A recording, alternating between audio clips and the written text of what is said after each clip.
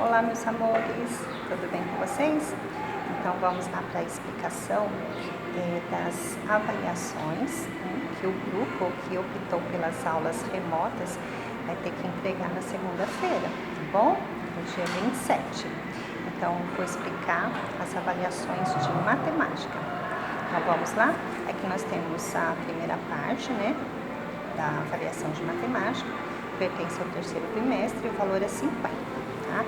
Então aqui nós temos, né, alguns esquilos que vão ajudar vocês dando algumas dicas. Então, amiguinhos, daremos a vocês dicas incríveis nessa avaliação. Fiquem atentos, façam com calma e boa sorte. Então nós temos aí o número 1, é uma situação problema. Joaquim comprou 259 caixas de lápis para sua livraria. Cada caixa tinha 12 unidades. Quantas unidades Joaquim comprou? Então aqui ele está dando uma dica. Ó. Analise a situação, é uma operação onde, né, você usará a multiplicação. Tá? Então aqui vocês vão ter uma multiplicação, 259 vezes 12. Tá? Vão achar o resultado e colocar a resposta aqui. Não esqueçam de colocar a letra maiúscula, ponto final. 2. Carla comprou 2.589 pares de tênis, 3.567 pares de sandálias e 2.764 pares de tamancos. Qual o total de calçados que Carla comprou? Vamos ver a dica? Essa é fácil, é uma adição. Some os valores. Então, vocês vão somar, né? Os valores: 4.589, 3.567, 2.764, né? Montar a conta aqui, depois colocar a resposta. B.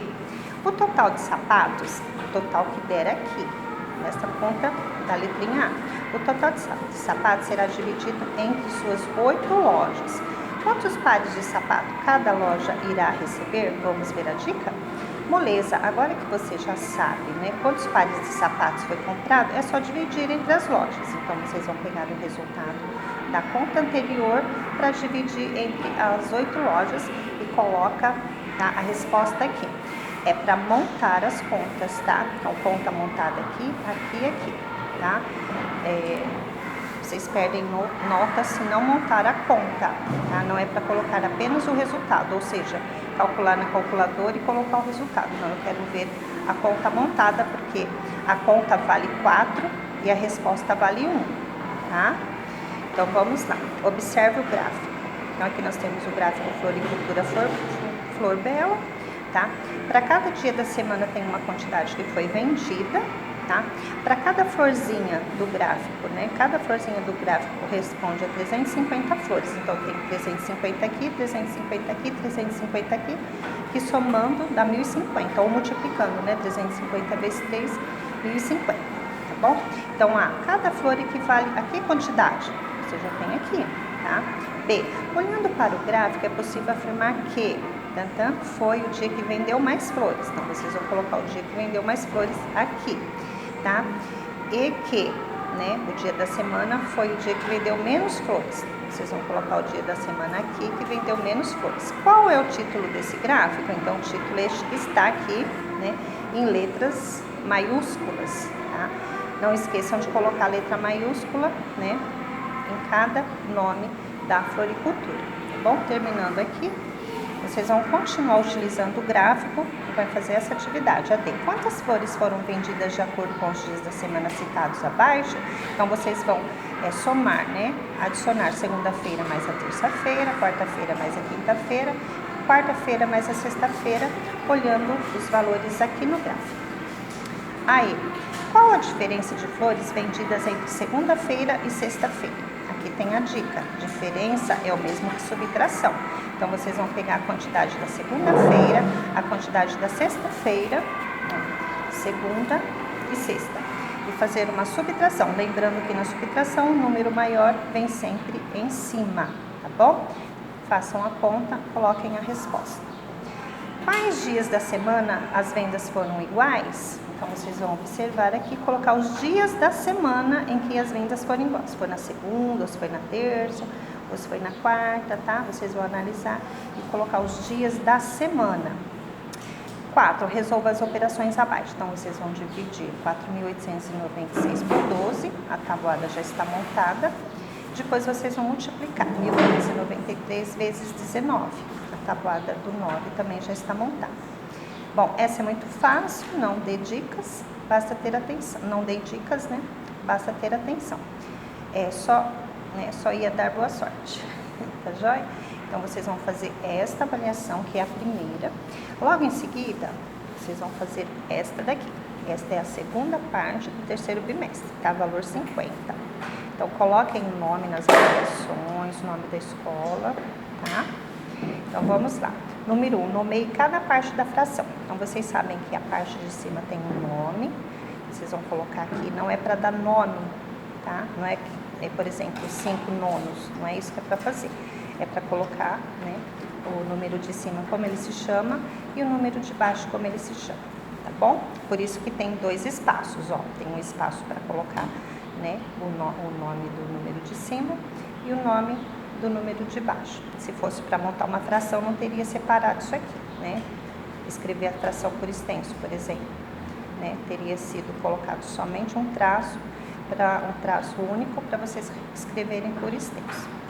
2. Escreva como se lê as frações. Então, aqui lembrando que quando o denominador for 10, ou seja, o número de baixo for 10, chamamos de décimo. Então, aqui já está 10 escrito, vocês têm que colocar. Só que lembrem que 10 é mais que 1, então não é décimo, é décimos. Se for 100, centésimo, no caso, centésimos. Se for 1000, milésimos, né? Porque 1100, né? Ó, 100 é maior que 1, então é centésimos. 1000 é milésimos. Agora, se o denominador for maior que 10, escrevemos o número e acrescentamos, né, a palavra avos. Então, aqui vocês vão escrever, né, ó, 5 décimos, 8 centésimos, 3 milésimos, 4 nonos e 2 dozeavos. 3. Represente em forma de desenho as frações abaixo. Então, aqui. O numerador indica a quantia de partes a serem coloridas ou retiradas. E o denominador, né, é a quantia de partes em que o todo foi dividido. Então, vocês vão fazer um desenho, pode fazer um retângulo, né? Vocês vão dividir em 8 partes e tomar 4. Aqui também vocês podem fazer um retângulo, dividir em 10 partes e pintar 6. Gorete, dá licença. Bom dia. Só 4?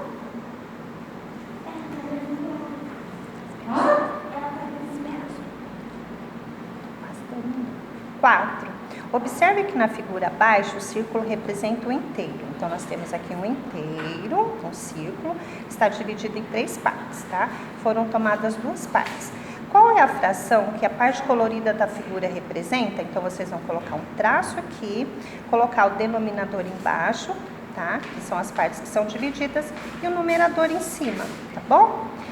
5. Que fração a área colorida mostra? Pinte as bolinhas com a resposta correta. Então, vocês vão observar este desenho e pintar a fração que corresponde a esse desenho.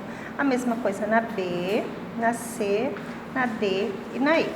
Aqui, 6. Observe o exemplo e complete as informações que estão faltando. Então, nós temos o desenho aqui nesta, né, é um desenho que está dividido em 4 partes e foram tomadas 2. Então, o numerador é 2, o denominador é 4 e a fração é 2/4. Então, esse aqui está completo, é só de exemplo.